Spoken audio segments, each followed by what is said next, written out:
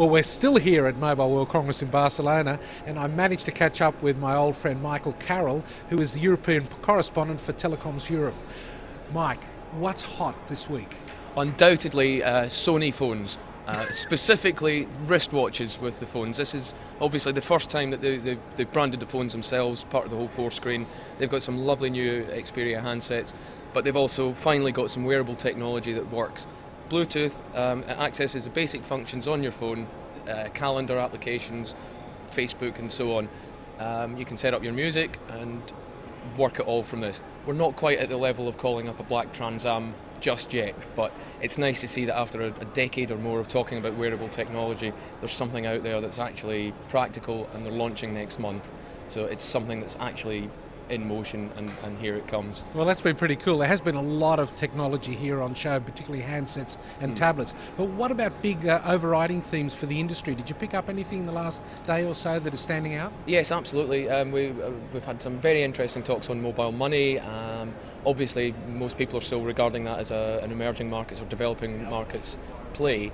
But we've had some very interesting numbers on, the potential for mobile payment services. Telenor are doing very well in Pakistan with their service, and they're transacting billions of dollars. We've also picked up a little bit on revenue assurance and fraud prevention in machine-to-machine. There's been some statistics out recently that state that people obviously want machine-to-machine capabilities, but it's always that old chestnut of worrying about security. And a lot of the issues are you're sort of relying on some legacy technology that's long since been compromised. So we've seen companies like We Do Technology addressing that, adapting their own revenue and fraud assurance products to cover that. So what else is hot? Well, I think all eyes were on Nokia this week because they've been announcing the latest in the high-end Lumia smartphones. But also what went a little unnoticed, some of the analysts I've spoken to were disappointed that they didn't speak more about the mass market Lumia phones that are coming out, which, let's face it, is really going to be key for Nokia in maintaining its market share, and it's where it's always been good.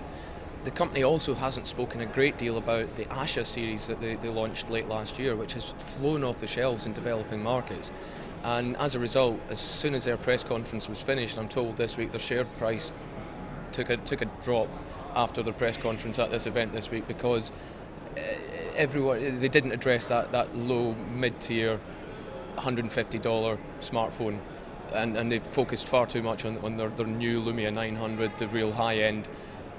And I think they may have missed the. But it's a pretty schmick phone. I had a good look at it. It's a great phone. Yeah, absolutely. And if they want to give me one, I certainly wouldn't complain. But and what do you think about Google Schmidt telling us that within a certain number of years, everyone will have a $50 Android phone in their pocket worldwide? Yeah, I can believe that. I believe they have to get it into that price point as well in order to start to really ramp up the competition against Nokia.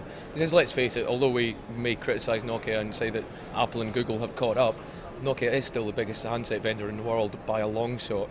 We perhaps focus too much sometimes on the smartphone side of the whole handset market, forgetting that it's still a fraction of the overall market for mobile phones.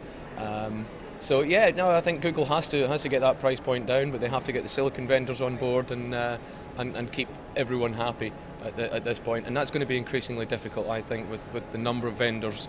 At some point, the vendors are maybe going to want a little bit more exclusivity from Google than they're getting. But good luck to them. And in 3 words or less, what did you think about this year's show? Hot, busy. Yeah, hot and busy. There we are. 2 out of 3 is not bad. Yeah, Thanks, Mike. Thank you. Thank you.